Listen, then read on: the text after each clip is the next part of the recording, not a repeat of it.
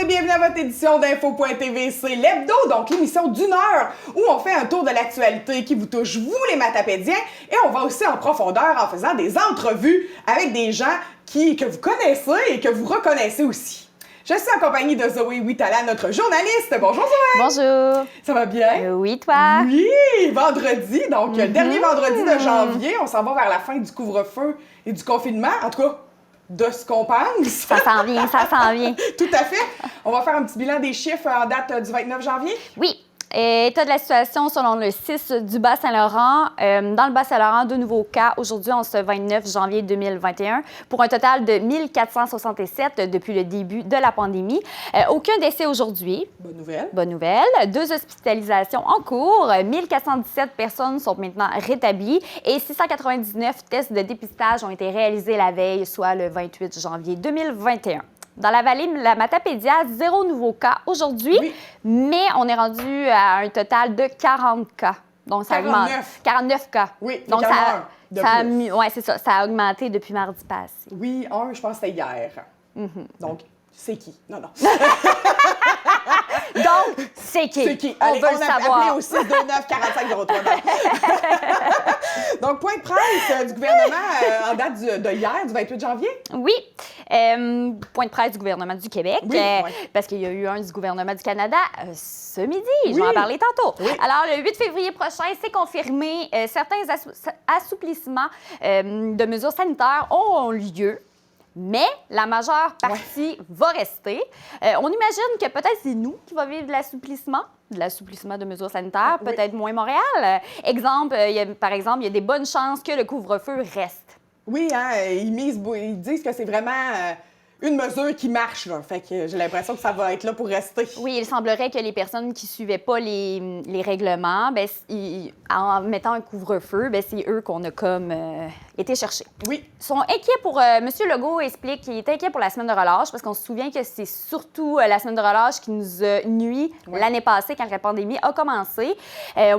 Puis donc, ils vont arriver avec des mesures afin d'encadrer ces jours de vacances bientôt.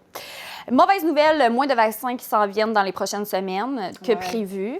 Ce qui amène M. Legault il disait hier comment que s'il pouvait intervenir au niveau des vols non essentiels à l'international, il le ferait, mais il ne peut pas en tant que province. Oui, c'est ça. C'est de juridiction pays, fédéral. Merci de nous souffler ça à la régie. Merci, la régie. Donc, c'est ça, mais je reviens tantôt parce que je vais en parler tantôt parce qu'aujourd'hui, finalement, M. Trudeau, finalement, il s'est réveillé. Donc, le 11 mars prochain, ça va être la journée de commémoration nationale pour les personnes décédées en raison de la COVID-19.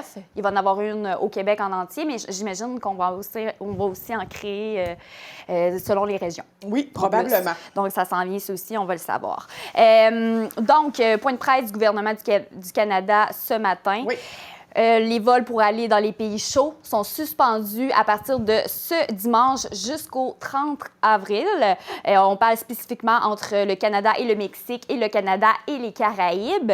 Les voyageurs pourront seulement atterrir à Montréal, Toronto, Calgary et Vancouver, en d'autres mots, les autres provinces du Québec. Mais ça ne sera pas facile comme ça, par exemple. Il y a des règlements. Deuxième test de dépistage de la COVID-19 obligatoire à l'arrivée du voyageur. En attendant les résultats, les voyageurs devront rester en quarantaine pendant 3 jours obligatoires à leurs frais dans un hôtel supervisé. Les frais peuvent monter jusqu'à 2 000 $, donc il faut que ça fasse partie du budget du voyageur. Oui. Si le test est négatif, la quarantaine pourra se poursuivre à la maison avec surveillance accrue. Puis, si le test est positif, la quarantaine se fera dans un centre de la santé publique, mais payé par les autorités. Conférence de presse aujourd'hui à 14 h, donc avec la vice-première ministre Geneviève Guilbeault concernant les nouvelles mesures pour les voyages. Oui, donc elle est revenue exactement sur les mêmes choses. Là. Elle a juste confirmé ce que M. Trudeau avait dit ce matin, qu'au Québec, on allait appliquer toutes ces mesures-là. Oui. Tant mieux! Dossier qui nous coupe du monde, on dirait, les autobus Orléans Express de Colis arrête complètement de desservir la région. Vous en avez sûrement beaucoup entendu parler de notre député de Matane-Matapédia, Pascal Bérubé. Finalement, il est vraiment contre cette décision-là. Dès le 7 février prochain, plus d'autobus voyageurs pour desservir la région, la vallée de la Matapédia et même toute l'est à partir de Rimouski. Il va arrêter à l'est. Finalement, l'autobus va arrêter à Rimouski. Ouais. Il n'ira pas plus à l'est du Québec. Donc, la Gaspésie non plus. C'est temporaire. Il n'y a pas de date de reprise de fixée au calendrier pour le moment. Donc, on ne sait pas quand ça va reprendre.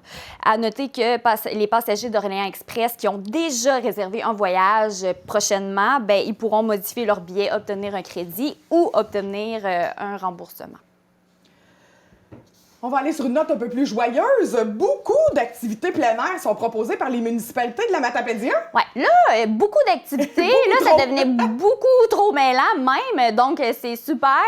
J'ai à l'écran un document qui met finalement en lumière les nouvelles glissades, les nouvelles horaires de patinage et nouvelles pistes de ski de fond. Il y a beaucoup de municipalités qui ont créé des nouvelles pistes de ski de fond, puis de raquettes un peu partout dans la vallée de la Matapédia. Même exemple, comme à Amkoui, on peut faire du ski de fond quasiment au centre-ville. Oui. C'est génial. Il y a un anneau de glace à Amkoui, mais ils en ont créé un aussi à Causa-Piscale. Oui, il y a des pièces de ski de fond aussi à Causa-Piscale avec du prêt d'équipement. Une grosse glissade à Sébec qui s'appelle la butte à Bézille. Oui. Donc, on ne sait pas si c'est la butte à Marcel, il faudra y demander. Il va falloir y demander. Donc, si jamais là, les parents vous êtes un peu mêlés, ce document-là, c'est parfait. Ça vous dit toutes les activités. Là, j'ai dit beaucoup activités extérieures parce qu'on parle beaucoup de ça avec la pandémie, mais on parle aussi, vous avez aussi des activités intérieures comme la bibliothèque, etc.